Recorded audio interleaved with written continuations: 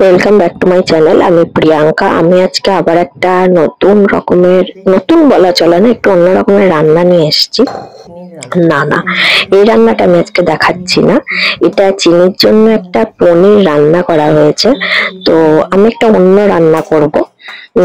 দেখো, কড়াই দিয়ে দিয়েছি। আমি সাদা তেল দিয়ে দিচ্ছি, কারণ সাদা তেলেই আমার বাড়িতে, বাপের বাড়িতে সবাই খায়।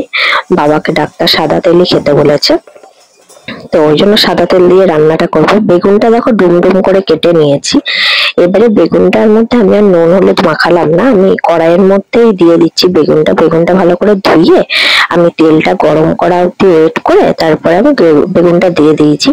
এবার আমি পরিমাণ মতো নুন দিচ্ছি আর হলুদ দিয়ে দিচ্ছি। আমি যে রান্নাটা আজকে দেখাচ্ছি, এই বসন্তকালে এই রান্নাটা খাওয়াটা খুব দরকার। আর গ্রীষ্মকালে তো এটা আমাদের কাছে খুবই প্রিয় খাবার। অনেকের কাছে প্রিয় না, অনেকের কাছে খেতে ভালো লাগে না, যে মানে তিতো রান্নাটা। নিম পাতা সবাই মানে বলেই দিলাম। তো নিম পাতাটা আমাদের সবার কাছেই অপ্রিয়, মনে হয় না ভালো লাগে, বা বাচ্চাদেরকেও খাওয়াতে খুব কষ্ট করে খাওয়াতে হয়। তো চিনিকে আমি নিম পাতা খাওয়াই, নিম পাতা চিনি খাই। চিনিকে আমি কিভাবে দিই, এইভাবে বেগুন দিয়ে নিম পাতাটাকে ভাজা ভাজা করে মানে এইভাবে নিম পাতাটাকে বেগুন দিয়ে ভাজি, আর একটুখানি ওকে ওকে আমি গুড় দিই। আমি এখানে যে রান্নাটা করবো এখানে আমি চিনি দেবো, কিন্তু চিনির জন্য যখন করি চিনিকে কিন্তু আমি গুড় দিয়ে দিই। ওকে আমি চিনিটা খাওয়াই না, এখন অব্দি খাওয়াইনি, বড় হলে ও হয়তো খাবে। তো বেগুনটা দেখো আমি ভাজা ভাজা হয়ে গেছে। আমি সাইডে দিয়ে, আমি আর বেগুনটা তুলছি না, সাইডে দিয়ে আমার মা বললো যে বেগুনটা তোলার দেখ দরকার নেই, সাইডে রেখে তুই নিম পাতাটা দিয়ে দে। নিম পাতাটা আমি ভালো করে ধুয়ে নিয়েছিলাম, ধুয়ে দিয়ে দিলাম।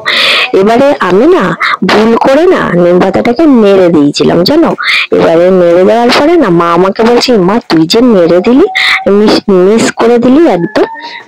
তো নিম পাতাটার মধ্যেও মা একটুখানি বললো নুন আর একটু হলুদ দিতে, আমি অল্প করে দিলাম।